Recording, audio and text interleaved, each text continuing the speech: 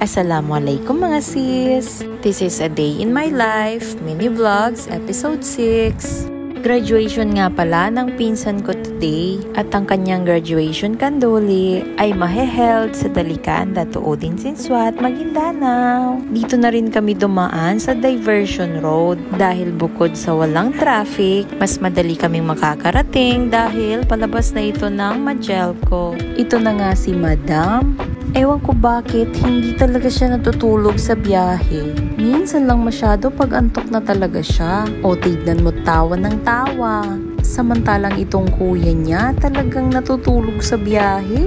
Hindi pa nga kami dumadating ay nakikita ko na itong makulimlim na langit. Huwag naman sanang umulan ng malakas. Pagdating namin ng Dalikan, parang umulan na dito dahil basang-basa na ang kalsada.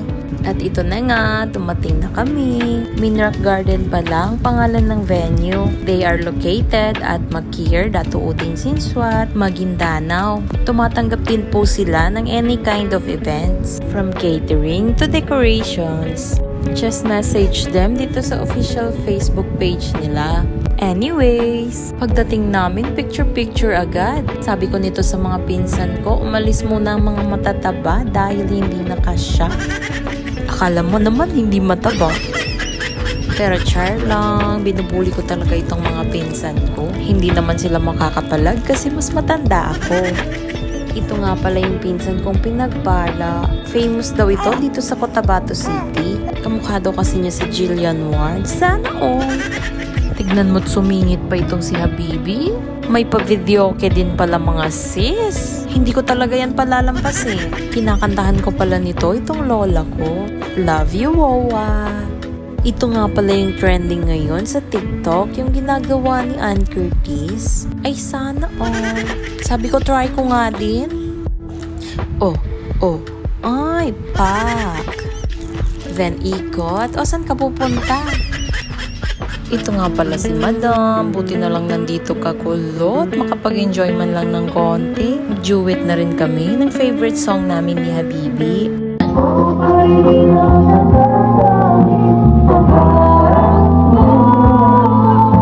Ito nga pala yung mother ko. Siya na po ang kumupkup sa akin after mamatay ng nanay kong totoo. Thank you, ina ko. And then nung na-serve na ang foods, nauna nang kumain nito si Kulot kasi pinatulog ko pa si Madam. Ang kulit-kulit itong asawa ko, wag kang ano dyan, gutom na gutom ako ha. Bilis-bilis na akong kumain nito kasi baka magising na naman si Madam, iiyak na naman yun. Itong asawa ko talaga ang super bad. Masasampal ko na talaga ito ngayon, ay char lang. Hoy, may pa-money cake pala ito sila. Hoy, sana all 500 agad. Yung mother ko din pala kanina, yung nagpa-aral dito sa pinsan ko.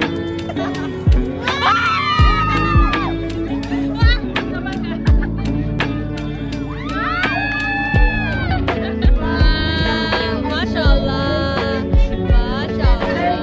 I would like to inform everyone, next year po ang aking graduation. Ito na nga si Kion. Every time talaga na may opportunity na magsalita si Kion sa harap ng madaming tao, ginagrab talaga ni Habibi para ma-practice daw siya sa public speaking. Alhamdulillah. Ito nga pala ang best friend ko. We've been best friends since high school. Pero hanggang ngayon na may mga anak na kami, sabay pa rin kaming naliligo ng walang damit. Favorite ko talaga siyang kamarites. Siya talaga ang source ko sa lahat ng chismis. Kami na naman ang natripan nitong mga pinsan ko. Hingiin ba naman ang lahat ng laman ng Gcash ni Habibi? Buti na lang 100 plus lang ang laman. At ito na nga si Madam. Kinuha na ng mother ko. Bye-bye, Madam. Blessed ko din talaga dito sa family ko. Alhamdulillah. Nagpicture-picture na rin kami para makauwi na din. Pagod din kasi pag may baby kang dala. Times 10 talaga ang pagod, sis. Dumaan nga pala kami dito para bumili ng dried fish or aluwana pangos. Ang sarap-sarap nito sa fried rice, promise. Nagbayad na nga ako nito, 200 pesos only. Sa likod pala ng sasakyan ni Habibi pinalagay kasi ang lakas-lakas talaga ng amoy niya.